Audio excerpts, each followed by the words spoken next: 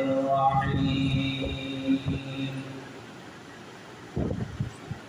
إن الله اشترى من المؤمنين أنفسهم وأموالهم بأن لهم الجنة إلى آخر الآية.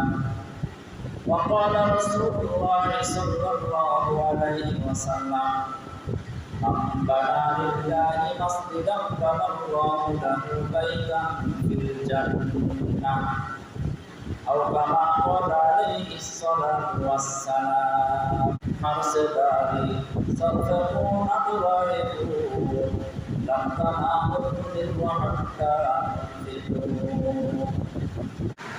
আজকের আমার আলোচনার বিষয় দান সম্পর্কে। আল্লাহ রাব্বুল আলামিন কোরআনে কারিমের মধ্যে বলেছেন, লান তানালুল বিররা হাত্তা তুনফিকু মিম্মা তুহিব্বুন। আল্লাহ বলেছেন, ততক্ষণ পর্যন্ত তোমরা কল্যাণ লাভ করতে পারবে না, সফলতা অর্জন করতে পারবে না, যতক্ষণ পর্যন্ত তোমাদের প্রিয় জিনিস আল্লাহর জন্য, দ্বীনের জন্য বিলীন করতে না পারবে। যতক্ষণ পর্যন্ত তোমরা তোমাদের প্রিয় জিনিস আল্লাহর জন্য, আল্লাহর দ্বীনের জন্য বিলীন করতে না পারবে, ততক্ষণ পর্যন্ত তোমরা সফলতা অর্জন করতে পারবে না, ততক্ষণ পর্যন্ত তোমরা কল্যাণ লাভ করতে পারবে না।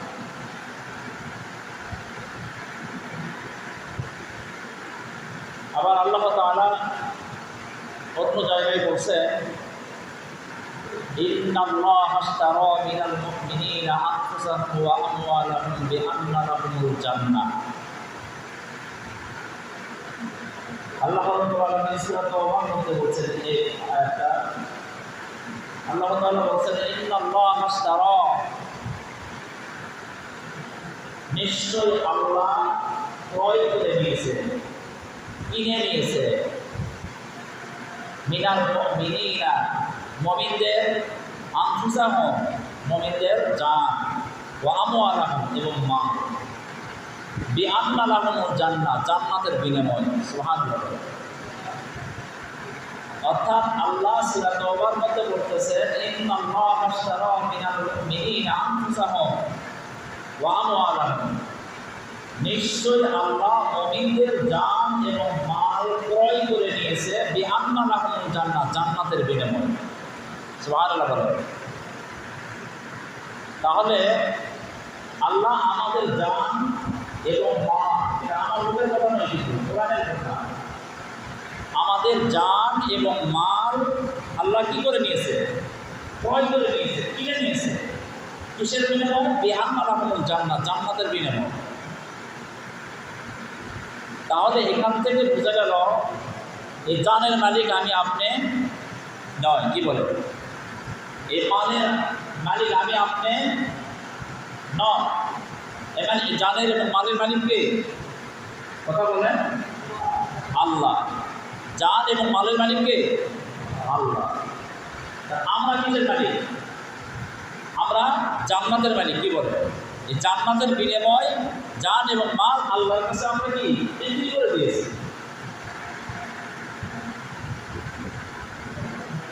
আল্লাহ তাআলা অন্য জায়গায় বলছেন সূরা বাকারার মধ্যে,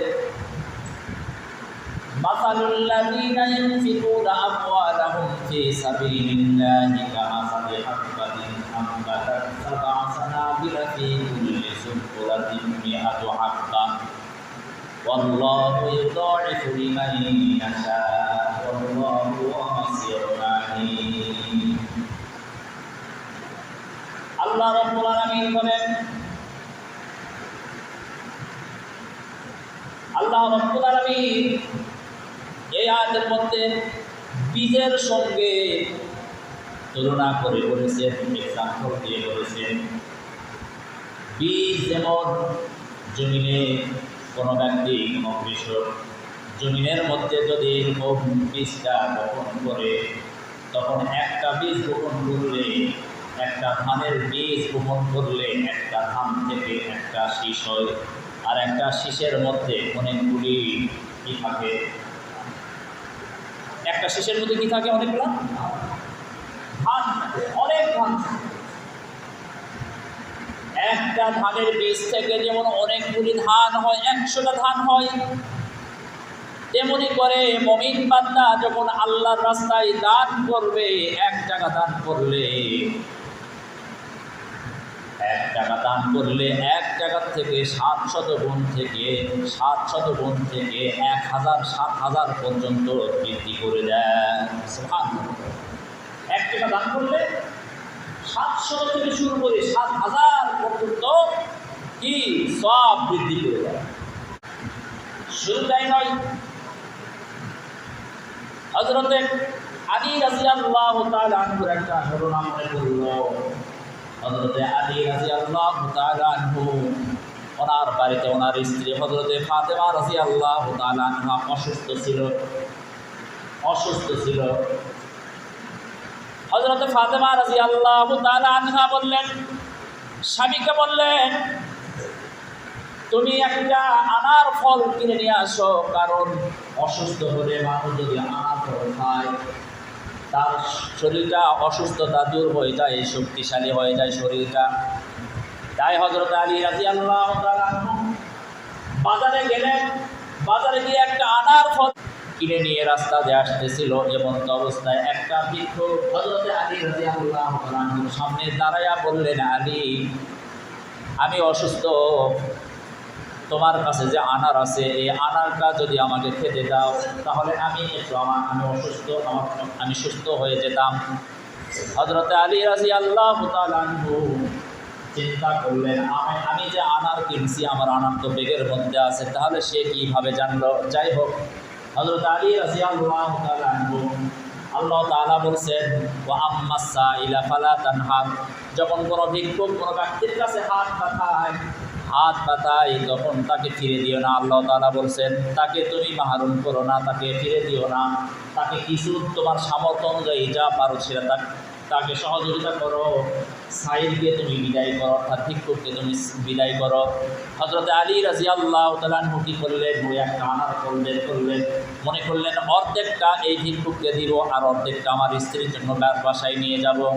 হযরত আলী রাদিয়াল্লাহু তাআলা আনহু আনার ফল অর্ধেকটা তাকে ভেঙে তার হাতে দিয়ে দিলেন। সে খেয়ে ভিক্ষুকটা অর্ধেক আনার ফল খেয়ে বলতেছে, ইয়া আলী, বললেন, আমি এই অর্ধেক আনার ফল খেয়ে আমি অর্ধেকটা সুস্থ হয়েছি, তবে তুমি পুরাটাই যদি আমাকে দিতে, পুরাটাই যদি আমি খাইতে পারতাম তাহলে আমি পুরাটাই সুস্থ হয়ে যেতাম। হযরত আলী রাদিয়াল্লাহু তাআলা আনহু চিন্তা করতেছে, আমার স্ত্রীকে কি বলবো?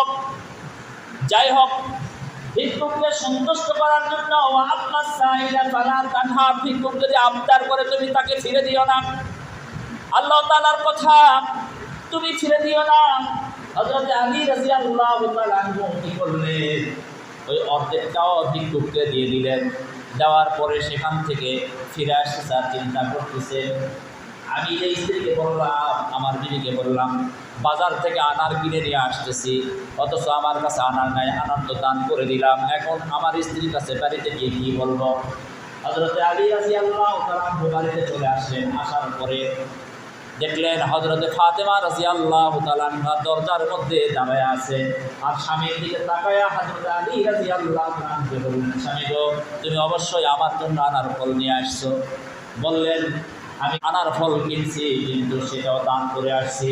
তখন বললেন, আর চিন্তা করার প্রয়োজন নাই, এই জন্যই তো আল্লাহ তাআলা আমাকে পুরাপুরি সুস্থতা দান করেছে। সুবহানাল্লাহ। হযরত আলী রাদিয়াল্লাহু তাআলা আনহুকে হাসি মুখে হযরতে ফাতেমা রাদিয়াল্লাহু তাআলা আনহা ডাক দিয়ে ঘরের মধ্যে নিয়ে গেলেন। যখন ঘরের মধ্যে প্রবেশ করলেন, কিছুক্ষণ পর বাড়ির দরজায় এসে একজন দরজাকে লক করলেন। বললেন, আলী, তাড়াতাড়ি দরজাটা খোলো, আমার মাথার চাটিটা ফেটে যাচ্ছে, তাড়াতাড়ি তুমি দরজাটা খুলে দাও। হযরতে আলী রাদিয়াল্লাহু তাআলা আনহু দরজাটা খুলে দেখলেন, এক ঝাঁকা আনার ফল নিয়ে ওই ব্যক্তি দাঁড়িয়ে আছে। সুবহানাল্লাহ। হযরত আলী রাদিয়াল্লাহু তাআলা আনহু বললেন, কি ব্যাপার, তুমি এগুলি কোথায় থেকে নিয়ে আসলেন? সাহাবী বললেন, আলী, রসুলের দরবারে একজন জান্নাতি মানুষের মতো দেখলাম, পরনে সাদা জুব্বা পরিহিত, মাথায় পাগড়ি। এই ব্যক্তি এইরকম এক ঝাঁকা আনার নিয়ে আসে বললেন, আমার বাগানের প্রথম ফল তাই আপনার দরবারে আমি পেশ করতে নিয়ে আসলাম, আমার আনার ফলগুলি আপনি গ্রহণ করেন। তখন এই আনার ফল রাসূল সাল্লাল্লাহু আলাইহি ওয়াসাল্লাম বললেন, এই আনার ফল হযরত আলী রাদিয়াল্লাহু তাআলা আনহুর বাসায় পৌঁছে দাও। হযরত আলী রাদিয়াল্লাহু তাআলা আনহু বললেন, ঠিক আছে, দেখি আমার আনার কিনা আমি একটু পরীক্ষা করে দেখি। হযরত আলী রাদিয়াল্লাহু তাআলা আনহু আনার ফল গোনা শুরু করলেন। 1 2 3 4 5 6 7 8 9 পর্যন্ত গোনার পরে দেখলেন আর আনার ফল নেই। হযরত আলী রাদিয়াল্লাহু তাআলা আনহু বললেন, মনে হয় তুমি ভুল করে নিয়ে আসছো, রাসূল সাল্লাল্লাহু আলাইহি ওয়াসাল্লাম মনে হয় অন্য কারো বাসায় পৌঁছানোর জন্য দিয়েছে। সাহাবী বললেন, না, আপনার বাড়িতেই নিয়ে আসতে বলছেন।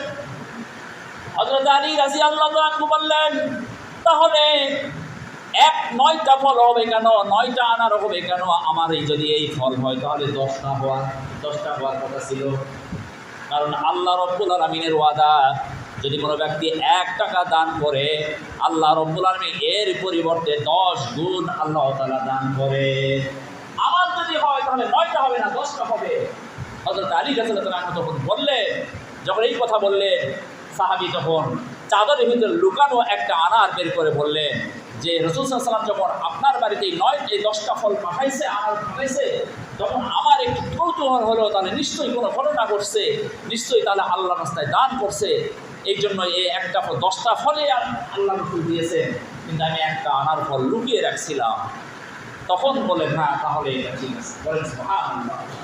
যদি কোনো ব্যক্তি আল্লাহর রাস্তায় 1 টাকা দান করে, 1 টাকা যদি দান করে, 1 টাকার বিনিময়ে আল্লাহ রাব্বুল আলামিন তাকে 1টার পরিবর্তে 10 গুণ সওয়াব তাকে দান করেন। বলেন সুবহানাল্লাহ। 1-এর বদলা 10 দেন। অনেক সময় যদি ওই যে বললাম, যদি আপনার টাকা দান একদম পবিত্র টাকা হয়, সম্পদ হয়, এবং আপনার নিয়ত যদি খালেস হয়, আর আপনি যদি এইরকম ঠিক জায়গায় যদি আপনি দান করতে পারেন, তাহলে 10 থেকে 10 গুণ পর্যন্ত আল্লাহ তাআলা বৃদ্ধি করে দেন। বলেন সুবহানাল্লাহ।